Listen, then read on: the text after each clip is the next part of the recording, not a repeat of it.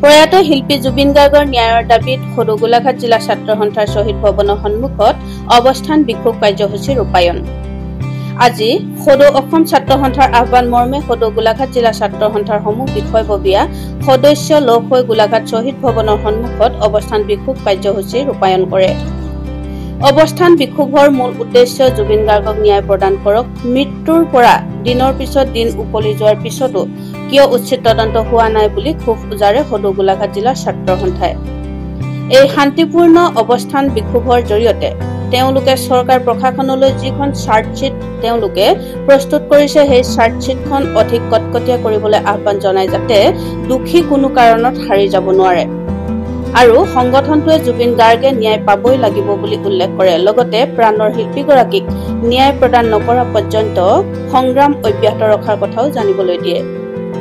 হয়, সদৌ অসম ছাত্ৰ সন্থাৰ আহ্বানত আমি আজি সদৌ গোলাঘাট জিলা ছাত্ৰ সন্থাই আমাৰ প্ৰাণৰ শিল্পী অসমীয়াৰ প্ৰাণৰ শিল্পী জুবিন গাৰ্গৰ মৃত্যু ইমান দিন উকলি যোৱাৰ পিছতো যি এতিয়ালৈকে আমি এক উচিত বিচাৰ নাপালো, গতিকে আমি তেওঁৰ ন্যায় বিচাৰি বিক্ষোভ কাৰ্যসূচী ৰূপায়ণ কৰিছো।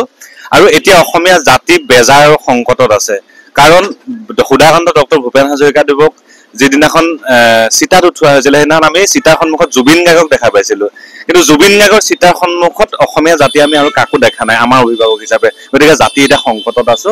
এইটো কথা কোৱাৰো সময় নহয়, শুনাৰো সময় নহয়। আমাৰ এটাই দাবী, জুবিন গাৰ্গে ন্যায় পাবই লাগিব। আমাৰ প্ৰাণৰ শিল্পী জুবিন গাৰ্গৰ ন্যায় বিচাৰি আজি সমগ্ৰ অসমতে ছাত্ৰ সন্থাই অৱস্থান বিক্ষোভ কাৰ্যসূচী ৰূপায়ণ কৰিছে আৰু আমি গোলাঘাটতো অৱস্থান বিক্ষোভ কাৰ্যসূচী ৰূপায়ণ কৰিছোঁ। যেতিয়ালৈকে আমাৰ প্ৰাণৰ শিল্পীগৰাকীক ন্যায় নিদিব তেতিয়ালৈকে আমাৰ সংগ্ৰাম অব্যাহত থাকিব।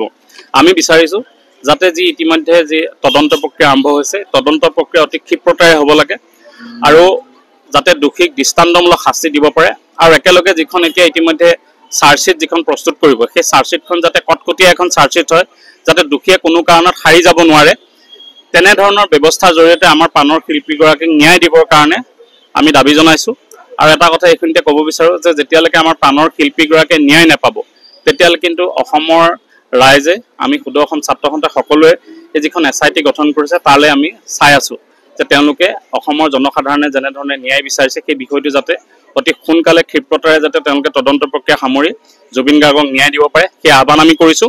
আৰু একেলগে যেতিয়ালৈকে তেওঁলোকে আমাৰ প্ৰাণৰ শিল্পীগৰাকীক ন্যায় নিদিব তেতিয়ালৈকে কিন্তু অসমৰ জনসাধাৰণৰ ছাত্ৰ সন্থাৰ এই সংগ্ৰাম যি আৰম্ভ কৰিছে সংগ্ৰাম অব্যাহত থাকিব। গোলাঘাটৰ পৰা পল্লৱিকা বৰুৱাৰ ৰিপৰ্ট, সময় অসম।